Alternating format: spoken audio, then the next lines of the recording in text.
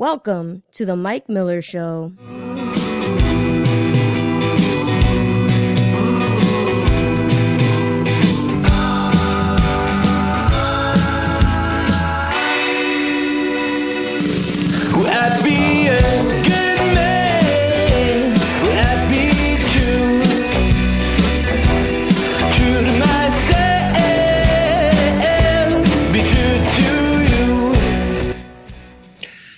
Happy Monday, America. I'm pretty fired up today, Jessica. I bet there's a lot of stuff that happened over the weekend. Well, a bunch of stuff happened over the weekend. And you and I last talked on Wednesday, our last show. By the way, you guys, if you haven't figured it out now, and it's on us if you haven't, because we have been a bit here and there this summer, but we're like Mondays and Wednesdays live, 4 o'clock Eastern time, Monday, Wednesday. And then podcasts available forever, and then on the network. Yeah, so we last talked on Wednesday. I don't know.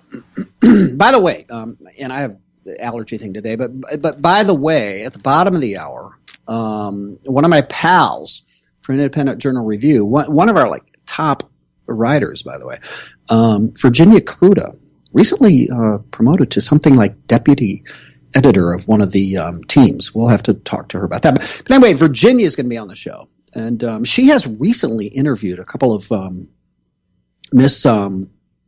couple of different states. I want to say Ohio and Tennessee, Miss whatever USA, and you know, in kind of conjunction with the whole Trump Miss Universe thing. So we're going to talk to her about that and some other stuff. But anyway, I digress. Back to we haven't talked since Wednesday, Jessica.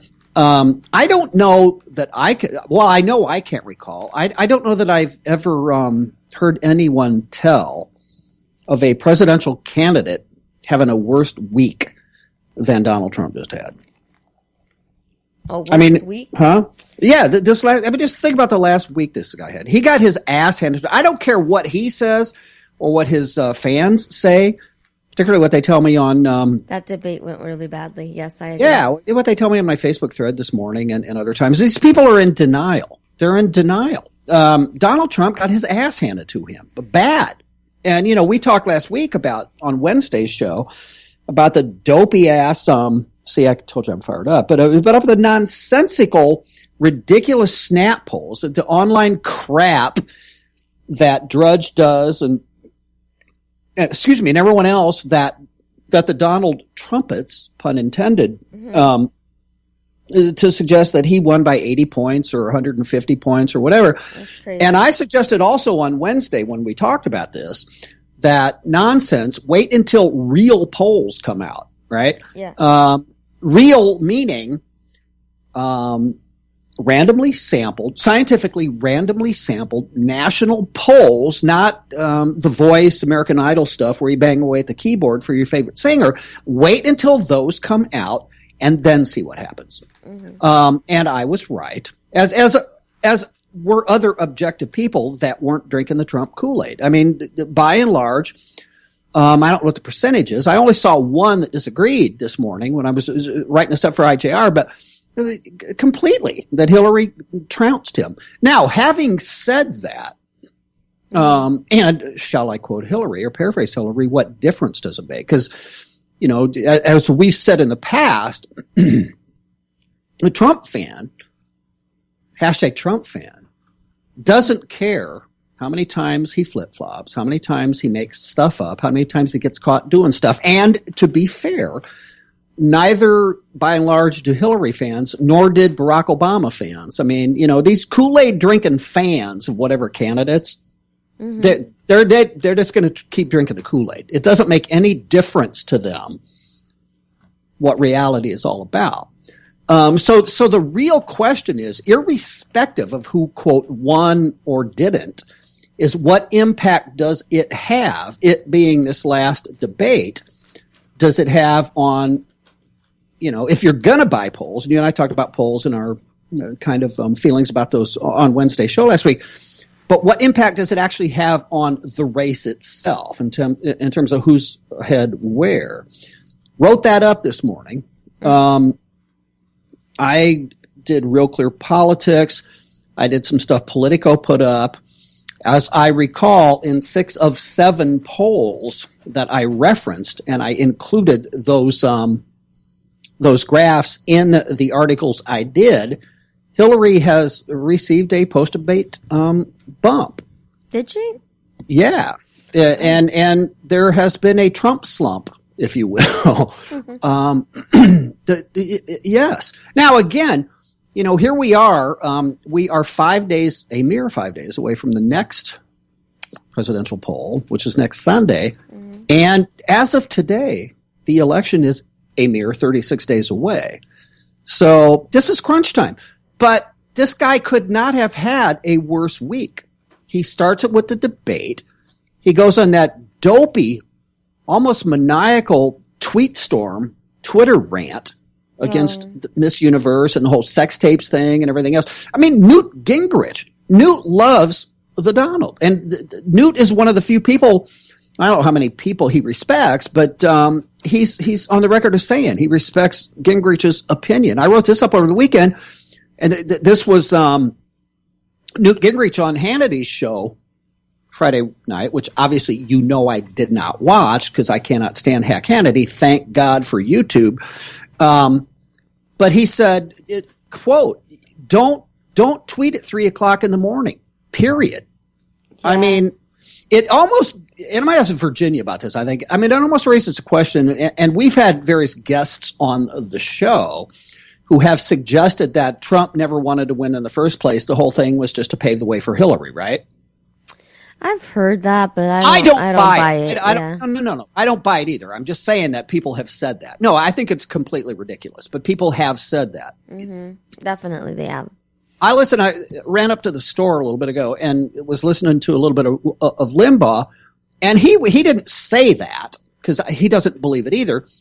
But he did point out the curious reality that whenever Trump seems to be closing in the polls, this last time, we got to go back a couple weeks ago now, 2-3 weeks ago, he even was beginning to eclipse Hillary in various major polls. He does or says something completely stupid. Why does he do that? He just can't help it, I guess, right? Yeah, I think he just can't help himself, really. I mean, he attacked the Gold Star family. You remember that. Mm-hmm. And he just does dopey ass thing after dopey ass thing.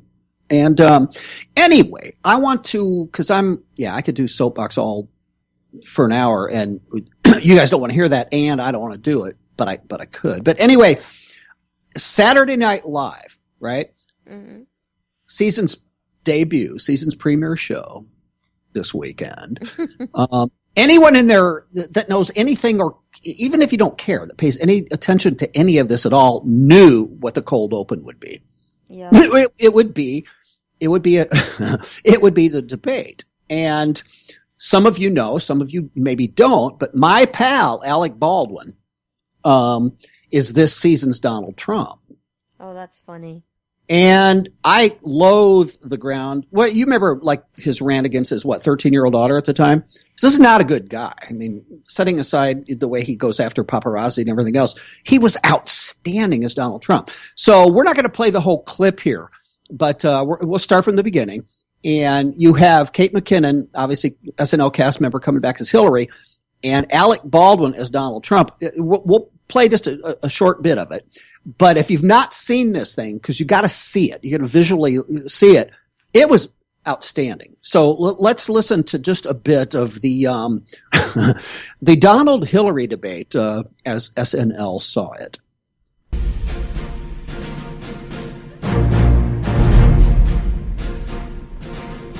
Good evening. From Hartford University, I'm Lester Holt.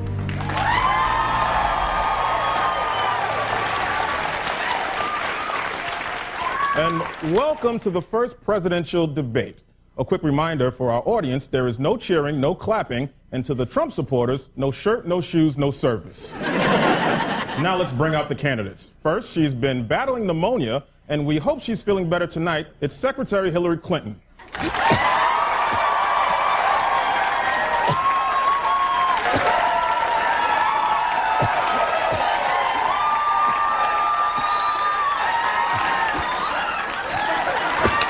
I'm better than ever. Let's do this. And finally, he's the man to blame for the bottom half of all his kids' faces. It's Republican nominee Donald Trump.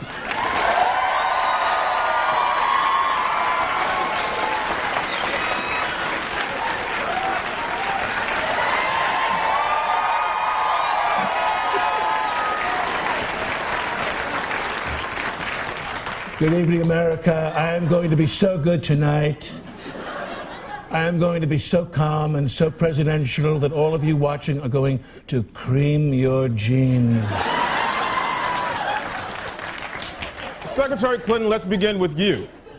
Why are you a better choice than your opponent to create jobs and put money into the pockets of American workers? Well, Lester, my opponent's tax plan benefits the top 1% so much. It's not just trickle-down economics. It's, I don't know, I guess if I had to call it something off the top of the old dome with no prep whatsoever, I don't know, I guess I'd call it trumped-up trickle-down economics.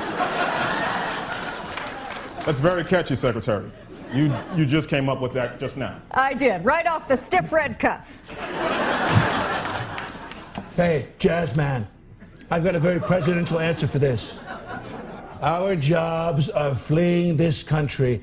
They're going to Mexico. They're going to China.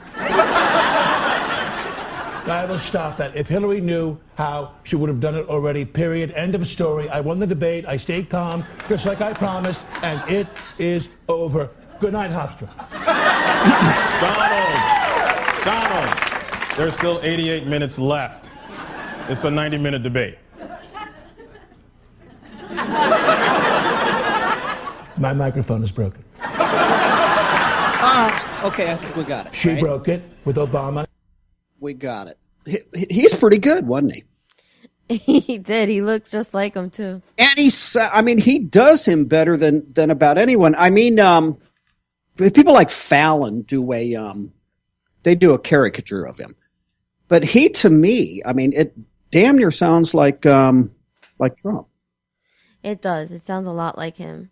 They did a good job. Yeah. So anyway, so there you have it. Before it happened, and this was just in general, did you like Norm? No, not Norm Crosby. I always almost say Norm Crosby. Did you like Norm Macdonald when he was on the show? He was all right, I think. Do you remember? A lot of people, like a lot of women, didn't. Like my wife didn't appreciate him, and I think he's the kind of guy like you either liked him or you didn't. You know. Yeah. But anyway, he last week, who he interviewed with, it doesn't make any difference. Vulture, I don't even know who that is. He doesn't like the new SNL and what he calls, but you know what? They always did it. But he calls it, quote, agenda comedy. He thinks it's not fair, particularly to Trump. And he's not a Trump fan. He thinks Hillary would be a better president. I've been thinking that the last, 3 or 4 seasons have been really bad. Like way skewed? Well, not just skewed, just that they, they're not really trying. It's like it's phoning it in most of the time.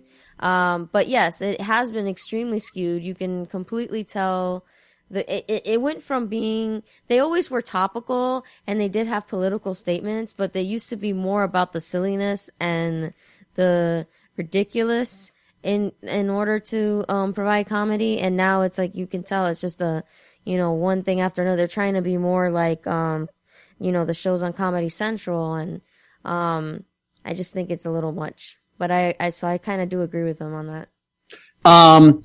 Anyway, yeah, I have a whole different, and again, we don't have to go there, but different comedians, the way they approach, political issues. I think we talked last week, like Jimmy Fallon to me, as was, I'm having brain failure. Jay Leno. They're not bitter, but you get guys like David Letterman and Seth Meyers, and there are others that, it's just like it just turns me off. And I used to like to laugh at stuff about both sides. But the bitterness is definitely crept into humor. Yeah, you can definitely feel it. Yeah. Anyway, so the post-debate bump for Hillary is here. The Trump slump is here. USA Today, by the way, came out and unprecedented stand. They have never, ever, USA Today, which I refer to condescendingly as the Reader's Digest of newspapers, right? Because it's not like a serious newspaper. Yeah. It's written at like, what, a 6th grade level, maybe? I don't know. Aren't most newspapers written at that level? Yeah, but if you read the New York Times, which I, disagree with obviously politically, or Wall Street Journal, or, Washington Post, people like that, papers like that are written. But USA Today is definitely the Reader's Digest. They just completely endorsed. Well, it's actually an unendorsement of Trump because they unanimously endorsed, quote, anybody but Trump. Yeah, that's hilarious. They said, quote, from the day he declared his candidacy 15 months ago through this week's first presidential debate, Trump has demonstrated repeatedly that he lacks the temperament, knowledge, steadiness, and honesty that America needs from its presidents. Let me see here. It gets worse. When confronted with a falsehood, such as his assertion that he was always against the Iraq War, Trump's reaction is to use the, quote, big lie technique of repeating it so often that people begin to believe it.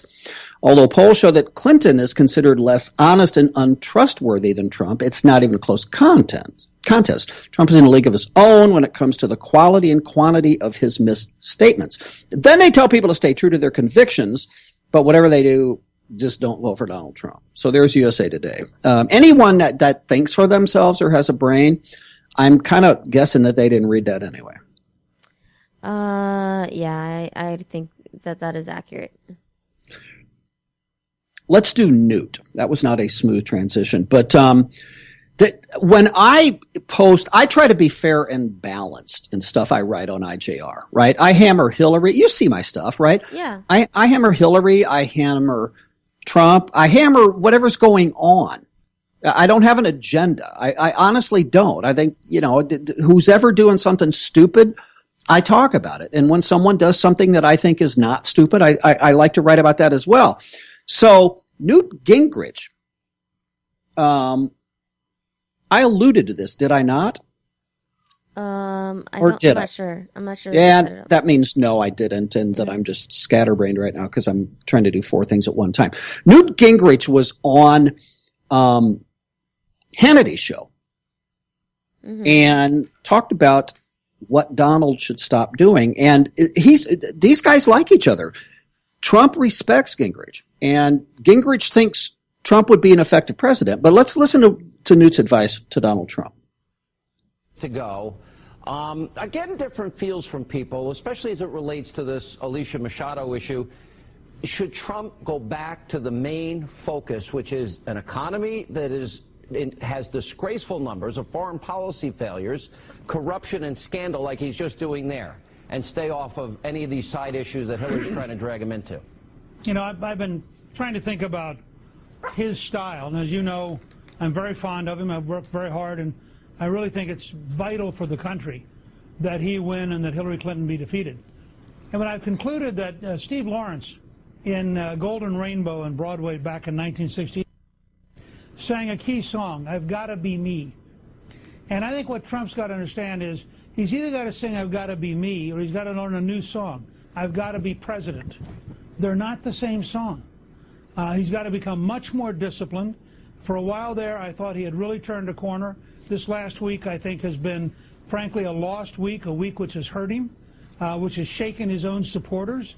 And you can't tweet at 3 o'clock in the morning, period. There's no excuse ever, not if you're going to be president of the United States. So he's really got to decide, and I think it's very important to understand this. If he's got to be himself, then he may well not win. If he's willing to grow into the role of president, then he may win. In fact, I think he will win. The bigger the issues, the more he talks about raising taxes versus cutting taxes, killing jobs versus creating jobs, defending America versus letting in thousands and thousands of Syrian refugees. I mean, the big issues, he's going to win in a landslide. But if he stays down in the mud, the Clintons are the best mudders I've ever seen, and they'd be perfectly happy to wage the next 39 days in the mud because they know how to survive in mud. That's interesting. I don't know who could disagree with that. I agree. Yeah. Newt Gingrich is an astute guy. Look, Newt has plenty of history of putting his foot in his mouth and doing stupid stuff. But Newt Gingrich is one of the smartest guys that's ever been Speaker of the House. I mean, Newt Gingrich is a pretty smart, insightful dude. He just sometimes gets in his own way, has historically gotten his own way as well. But he's exactly right. And I've been hammered this morning for suggesting that Newt Gingrich ought to listen, or I'm sorry, that Donald Trump ought to listen to Newt Gingrich. Oh, he's a political pundit, and he just Trump has to find his way, and find his way. The election is 36 days from today, and he has to find his way, and he spends most of the week, including an all-night rant attacking Miss Universe. I mean, is this finding his way? Come on. Yeah, this is definitely backsliding.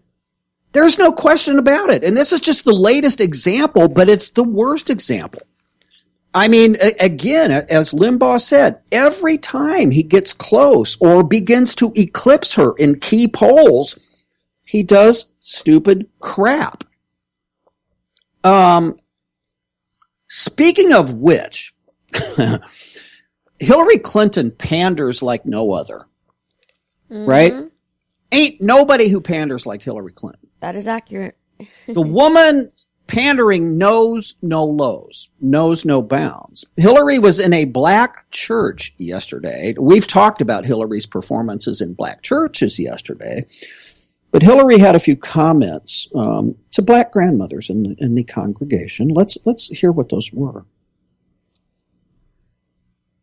I'm a grandmother, and like every grandmother, I worry about the safety and security of my grandchildren, but my worries are not the same as black grandmothers who have different and deeper fears about the world that their grandchildren face. It makes my heart ache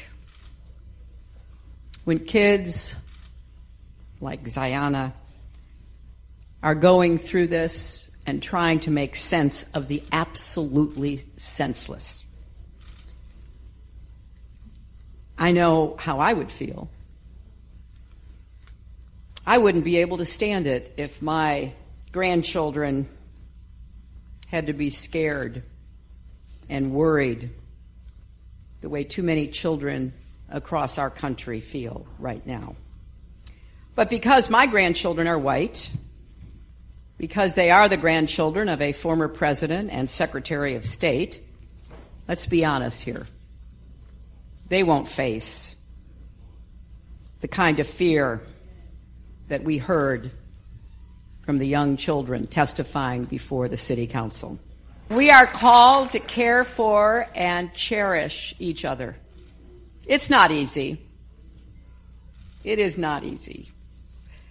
But that is our mission. And that is what we are called to do, not only as Christians, but as Americans, as human beings, to understand and respect each other, to fight for each other's children, each other's dignity, and each other's opportunities as if they were our own. Anyone living in a neighborhood, in a city, in an urban area, if you will, and I know that is code these days, and I don't mean it to be such, I mean it to be exactly what it is, who fears for the lives of their grandchildren, their children, their own lives, their loved ones, right? I mean, we do. And so I kind of tread on whatever here, but she's pandering the crap out of black people. I'm sorry, Jessica.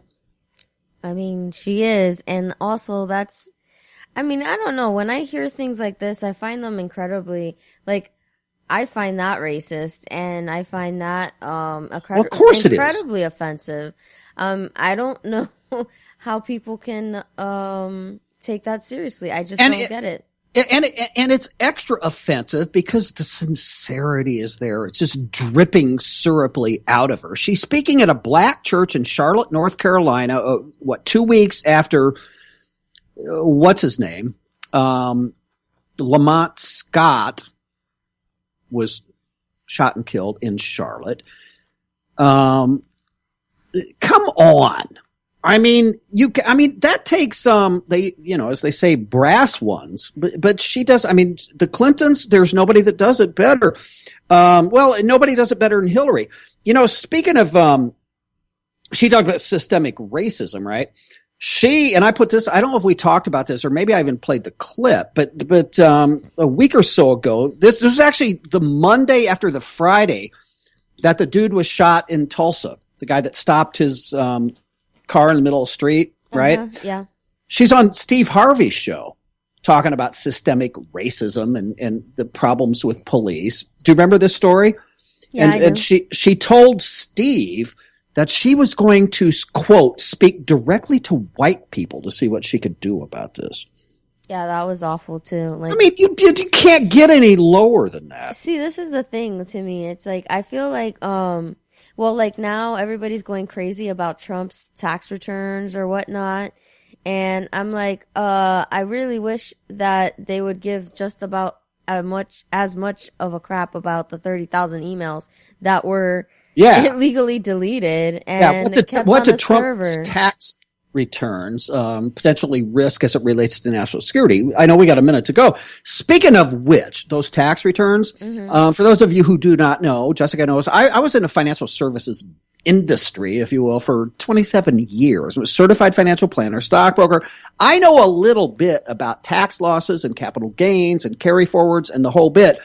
We're going to talk about that on Wednesday somewhat because Hillary has done some of that herself. By the way, and I know 30 seconds, the New York Times broke this story. The New York Times paid no taxes in 2014 exactly for the same reason. So anyway, a little bit fired up today, a little bit too much caffeine. We'll be back with my buddy, Virginia Kruta. This is The Mike Miller Show. Don't go away. Will I be a good man? Will I be true to myself? Be true to you. The devil. Doug, I never thought I could go back to school, but when it's this easy, it fits. I'm right there with you, Jackie, taking classes, watching lectures in the living room on the iPad. It's not hard. I can be a mom, make dinner, get my classwork done, and not miss a moment with my family. It's amazing. Yes, it is. Hey, it's Jackie Velasquez, and if Doug and I can do this, you can do this too. Higher education with Liberty University Online. Find out more about completing your college degree at the world's largest Christian university, Liberty University. Get all the details right now. Grab your cell and dial pound 250. When prompted, say the keyword Liberty University. Training champions for Christ since 1971, Liberty University Online. Find out more about learning online. Dial pound 250, then say the keyword Liberty University. Liberty University Online with hundreds of degree programs to choose from. Call now, pound 250, say the keyword Liberty University. That's pound 250, say keyword Liberty University. Hello, I'm Matt. With the devil inside, and I be a good man without you. All right, as promised, man, it's been a hectic half hour. Too much caffeine, too much going on. I'm hearing crickets in the background, Jessica. That's me. I'm sorry. Okay, no, that's okay. That's okay because that's outside, cool. because if I were inside, you'd hear toddlers in the background. No, but is that real? Is that real crickets? Oh my gosh, I thought it was just some sound effect. The person that just said that's me. I've had too much caffeine today, by the way, but is IJR's own Virginia Kruta. One of the can I call you a stud or was that a studette? I don't care. Well, but you're one of the big hitters, and you just got a promotion, did you not? Yes. You are now a deputy editor? Yes. That's very cool, and you deserve it because you rock it all the time. Thank you. anyway, and I mean that, by the way, you guys. So we have a lot to talk about today, and I talk too much. You said that did you tell me you wrote for Dana Lash for a while? Yes, that was when she first launched her news site. I did a couple of posts for her just as a fill-in back when she was on vacation and the decisions came down on Obamacare and Arizona SB 1070. Obviously, the week she was on vacation, that was going to happen. So I covered that for her on her old site, and then she went national and had the new site launch. And for about a year, I only regular contributor beside herself. Yeah, well, anybody that can hang with Dana can definitely hang with me, because I love me some Dana Lash. I used to call her show every once in a while, but it's been a while. I seriously, that woman knows no fear. So no, that's very cool. All right, so you have you interviewed now two what do you call it, Miss USA's, Ohio and Tennessee? Yes, Miss Ohio USA and Miss Tennessee USA, both from 2014. Madison Gesiotto is from Ohio, and then Christy Landers Niederfuhr, who is from Tennessee. Okay, so in light of all the nonsense about 20-year-old stuff with Miss Universe Alicia Machado, you learned some. These women, these ladies said some interesting things to you, right? Well, both of them said that they had never felt they had never interacted with Trump in any manner that was other than professional. They said that he was very kind. He was, and in fact, Madison said she met him for the first time at the 2014 telecast of Miss USA, and then she ran into him about a year later at CPAC in 2015, and he remembered her. Wow. And was asking about, because she had said she had a goal to start a small business, and he was asking her about that. So the upshot basically was that they never saw him treat. In fact, I asked Christy Landers up front, have you ever seen him treat anyone differently where it appeared that he was doing so because of their appearance?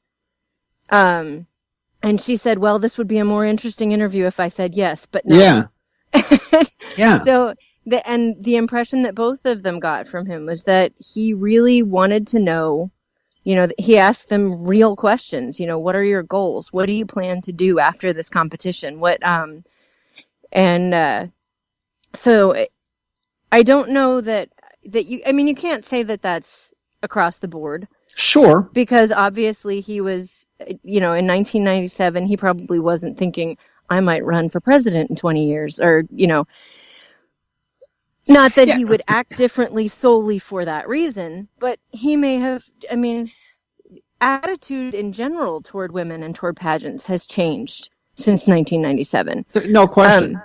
And the other thing that I asked Christy Landers was, was there something in your contract that said you have to maintain a certain weight, or you have to, if you win this, you're going to have to maintain a certain a standard of appearance?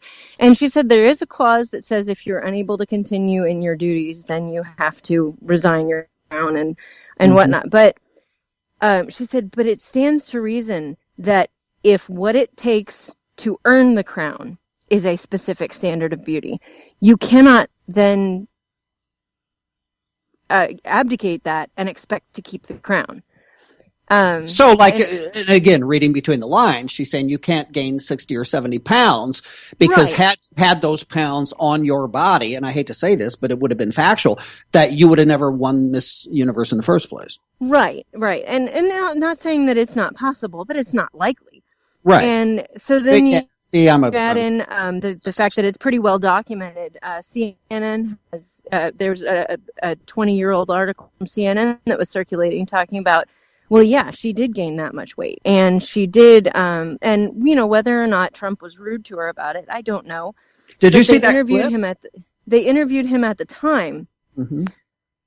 And he talked about, well, there were a lot of options on the table when it became apparent that she had put on the extra weight.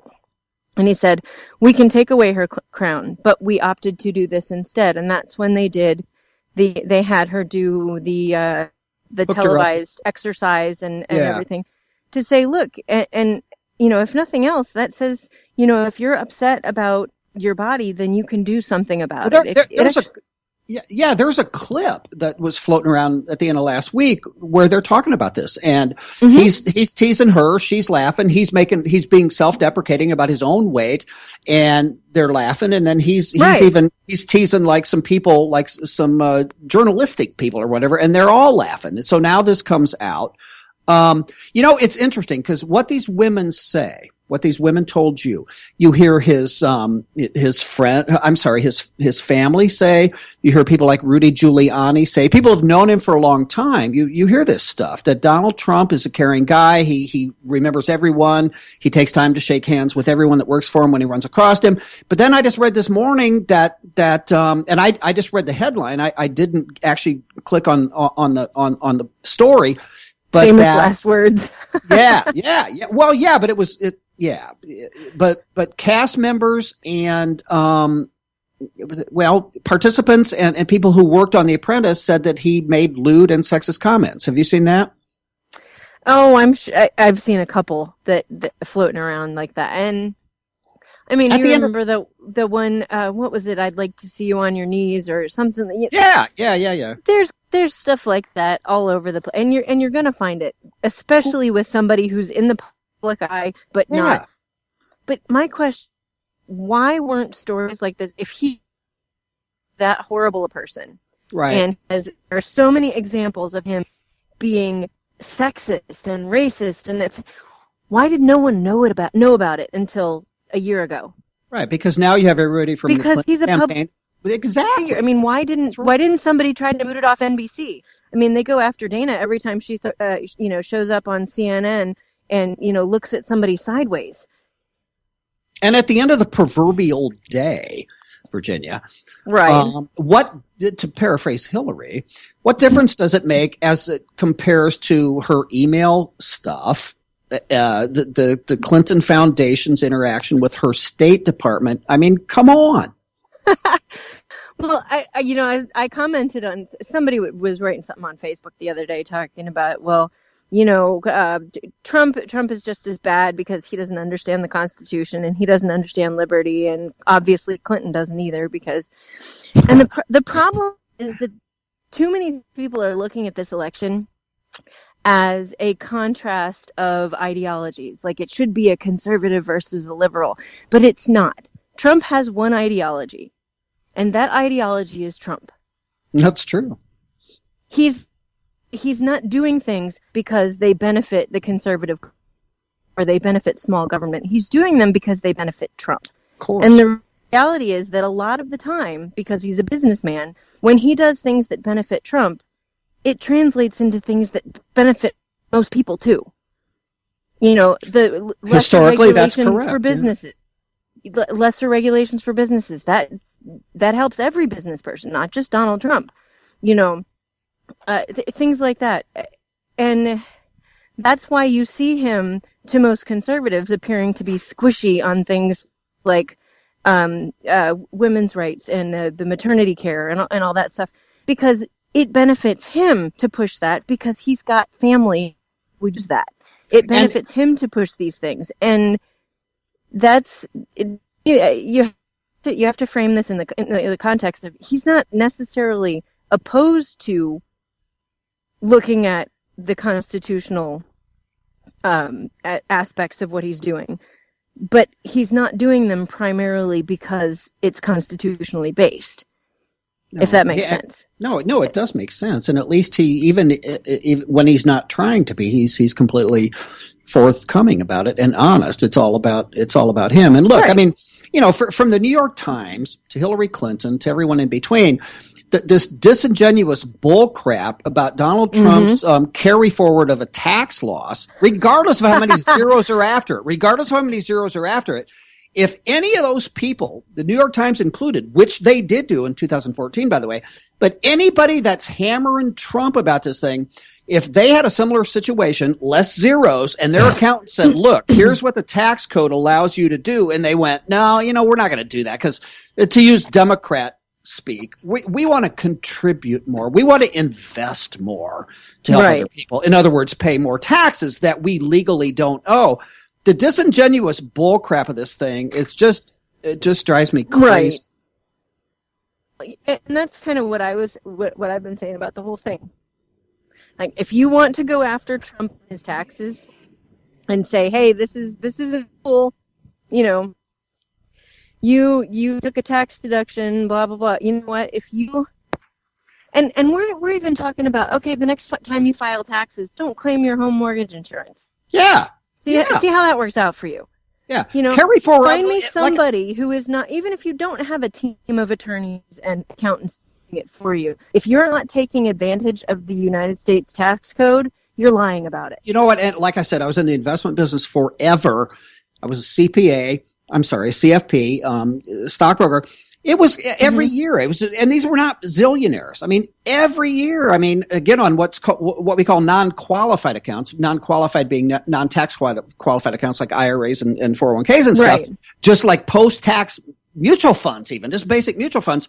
Every year, that was just standard operating procedure. You checked out gains and losses, and if losses were greater than gains, you carried them forward, and you carry them forward forever until they're exhausted. So it just, you know, again, but Hillary today, just today, Hillary wasn't saying, oh, he's a tax cheat or he didn't pay taxes. He hasn't contributed. He hasn't invested in America. It's that, you know, they sold this thing, right? Obama sold this thing 8 years ago. Yeah, right? We need to invest in this, which means either tax the rich, feed the poor, till there are no rich no more. That's an old song from 100 years ago lyric. And or borrow more money from China. And they, you know, Democrats are excellent at, you know, fair share and war on women. And this whole concept now of we need to invest more in America. I just want to kill myself sometimes, and I'm being hyperbolic, but it just drives me crazy. It drives me crazy. Oh, I hear you. Like, right, so so what are you going to do? Well, I'm married to a small business owner. So, so what is it? Can I ask what he does? May I? He's a baker. He's a baker. So we got a double whammy this presidency, because we got you didn't build that. And then we got all of the bakers that were getting sued out of business over cakes for gay weddings. I was just going to ask you about a cake. Like, yes. No, we actually don't do wedding cakes. Part of the reason is the risk of lawsuit, but not because of that. It was actually, we haven't done wedding cakes for years. It was more that if you mess up on somebody's wedding cake, they will sue the pants off you no matter what. And then your business goes under. So like my malpractice insurance for wedding cakes. Right, pretty much that. And my father-in-law is the only one who actually knows how to do them, and it hurts his back too much to do them anymore. So he doesn't. He'll do the occasional one for a friend as a favor, but he does not do them in the store. Okay, so I think I already know this, but I forgot. Okay. Where do you live? What state do you live in? In Illinois, but very close to St. Louis. If I got in my car and are you close to I-70 from here? Yeah, if I drove about a mile from here, I could see the Gateway Arch from the street. Okay, so I know. Yeah, so no. St. Louis. So we're neighbors. I live. I'm a Hoosier. Okay. Indianapolis. All right. So Illinois will vote Democrat. Do you? So yeah. So where do you? You know. Huh? When Frank I did my radio broadcast, I used to tell him I was live from the People's Republic of Illinois. Yeah. I mean, that's pretty much it. Yeah. So Frank Camp's a pal of mine, right? He's been on multiple times. I've had Becker on a couple times. He's the only one you have to actually use a shoehorn to once he starts talking. Bubba, the late Bubba, very deferential, and Justin Green was on one time, and that's a whole other story. Bubba's not late. He's just not present. What did I call him? You called him the late Bubba, like he died. Well, no, that was the inside deal. Okay, you guys, it's not the late Bubba. Bubba has, but I'm glad you. Yeah. Bubba has, Bubba has left in the Independent Journal Review for another venture. I'm glad you again. Too much. All right, so I knew what you meant, but it was. I know, but it people came did out it. funny. The other people, yeah. So, all right. So Camp is like complete never Trumper, right? I've friends, Jennifer Burke, the Politistic, and others. Yeah. that are never Trumpers. I have people like Right.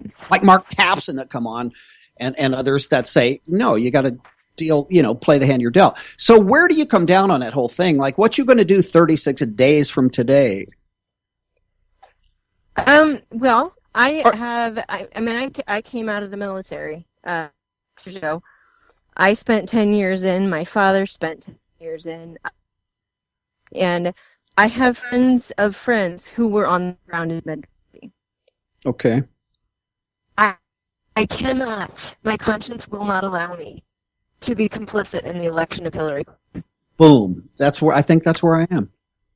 Which means that even if I don't like Donald Trump, and I'm not a big fan, I don't like the idea that we could be putting somebody in office who is going to be measuring freedom based on how it benefits him and That's not right. how it reflects the Hey, Constitution. real quick. I don't like that. Real quick, and I'm sorry to interrupt. I hear you breaking up a little bit. Did you just do anything differently? No. Am I Okay, good now? Now you're good.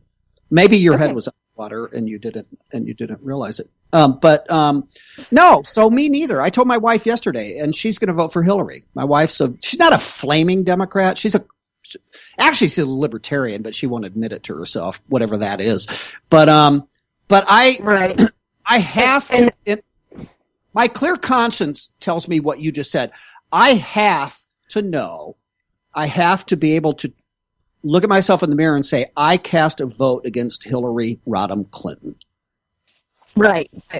And we're saying, well, you can do that if you vote for Johnson.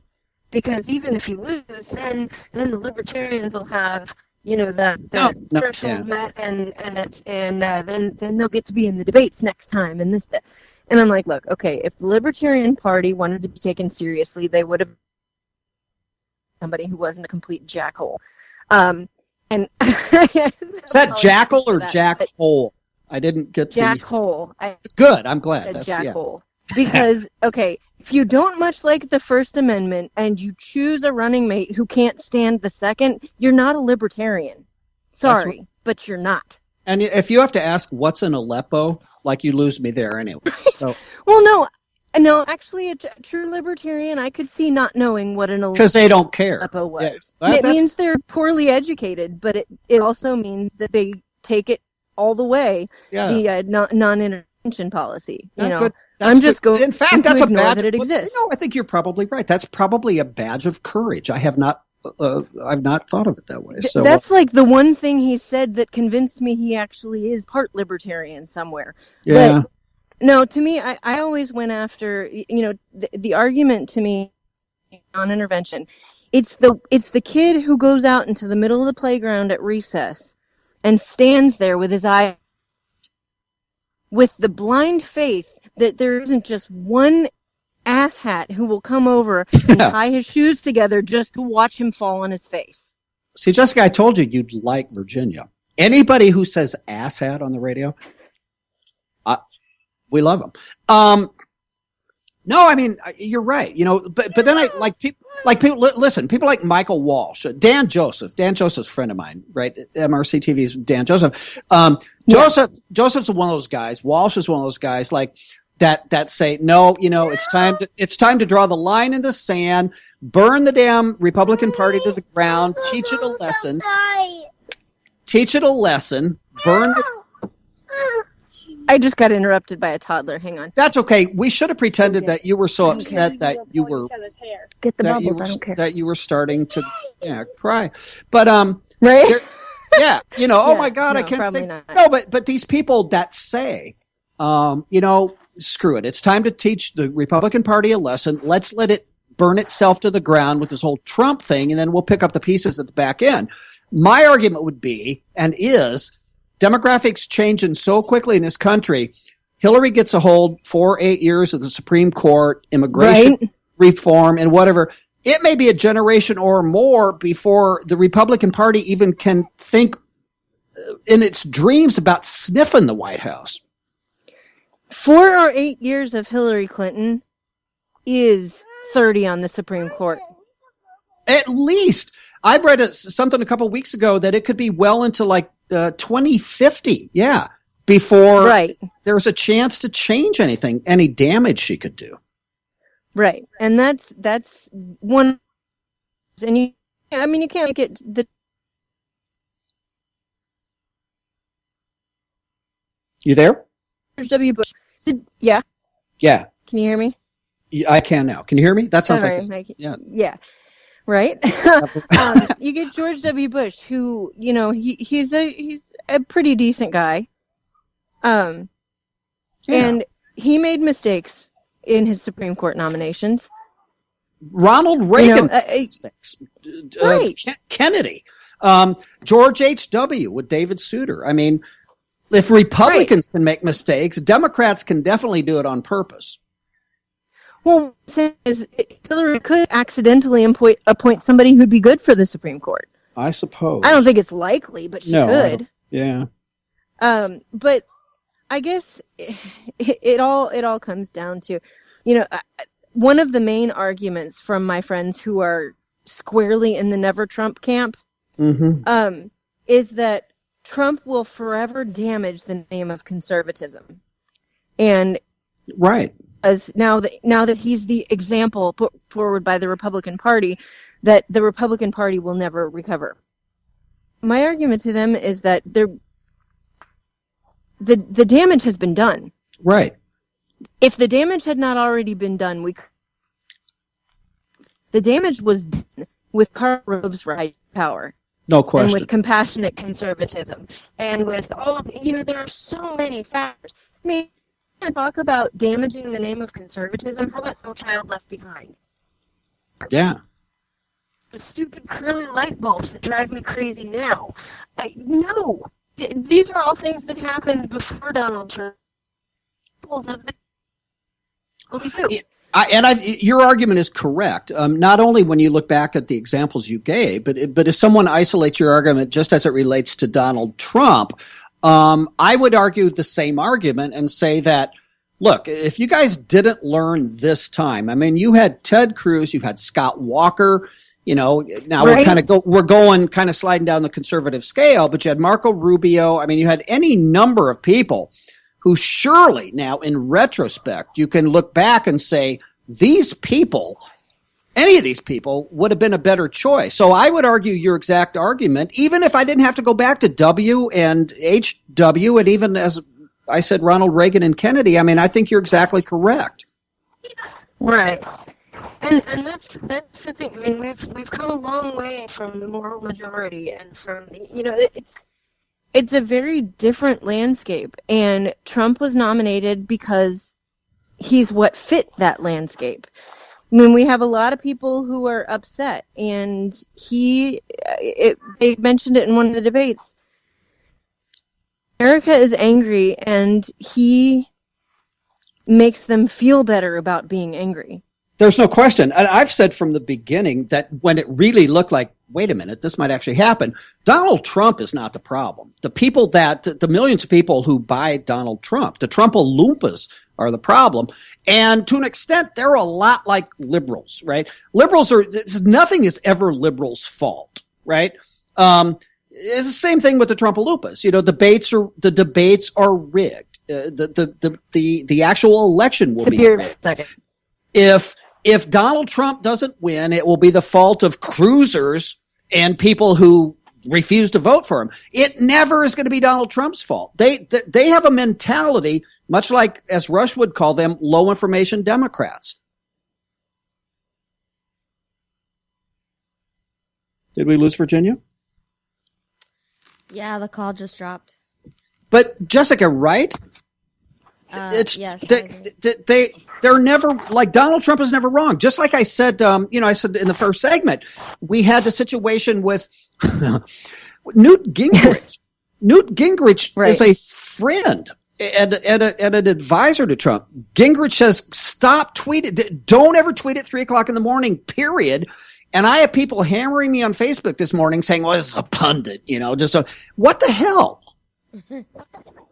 Well, I've been saying since the beginning that I feel like Trump is kind of the Obama for the Republicans this time around. There's no question. Did I hear Virginia's voice back, or no? Yeah, she's still gone. Back. Or she was back for like a second.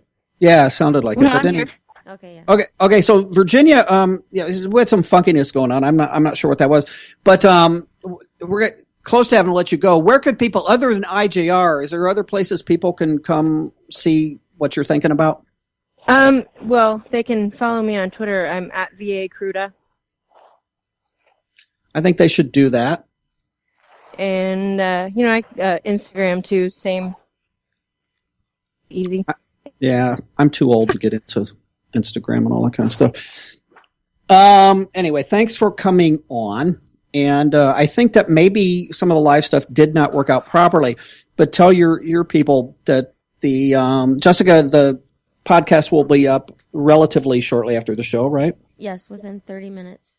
Within 30 minutes. So, Virginia Kruta, come back. That was fun. Will do.